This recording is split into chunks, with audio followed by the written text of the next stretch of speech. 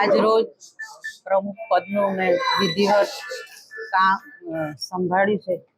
આજે તો જે ગોધરાના જે કામો છે, ગોધરા શહેરના કામો છે વિકાસના, તે કામો અમો સૌ કાઉન્સિલરો સૌ સાથે મળીને કામો કરીશું.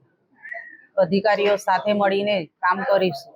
વિકાસનું કામ ગોધરાનું સૌ સાથે મળીને કરીશું. આજ રોજ ગુરુવારના રોજ ઉપપ્રમુખ ગોધરા નગરપાલિકા તરીકે વિધિવત રીતે ચાર્જ સંભાળતા આપણા પંચમહાલ લોકસભાના લોકપ્રિય સાંસદ શ્રી આદરણીય રાજપાલસિંહની વિશેષ ઉપસ્થિતિમાં અને ગોધરા નગરપાલિકાના પ્રમુખ એવા જશોદાબેન પ્રજાપતિની અધ્યક્ષતામાં આજ રોજ ઉપપ્રમુખ તરીકેનો ચાર્જ સંભાળ્યો છે.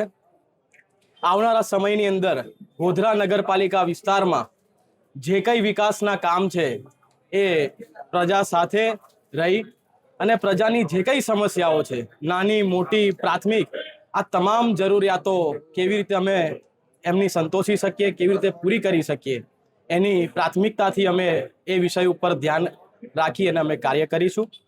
જે પ્રકારે આપણા દેશના યશસ્વી પ્રધાનમંત્રી આદરણીય નરેન્દ્ર મોદી સાહેબ આપણા દેશ માટે, ભારત માતા માટે, આપણા ભારતને પરમ વૈભવના શિખર સુધી લઈ જવા માટે જે રીતે કાર્ય કરી રહ્યા છે, એમની વિચારધારા સાથે ભારતીય જનતા પાર્ટીના સૌ કાર્યકર્તાઓની સાથે રહી અને અમે કાર્ય કરીશું.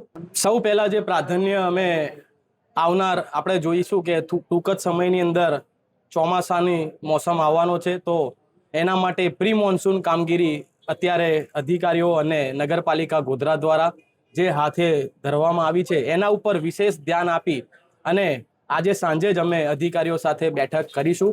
એ લોકો અત્યાર સુધી કયા પ્રકારે એ લોકો કામ કરતા હતા અને આવનારા સમયની અંદર એમને શું લક્ષ્ય નક્કી કરીને ગોધરા નગરપાલિકાનું કાર્ય કરવાના છે એની એમની સાથે ચર્ચા કરીને યોગ્ય માર્ગદર્શન એમને આપીશું. ત્યારે જ ન્યૂઝરૂમ ગુજરાતની યુટ્યુબ ચેનલને સબસ્ક્રાઇબ કરો અને ઇન્સ્ટાગ્રામ અને ફેસબુક પર ફોલો કરો.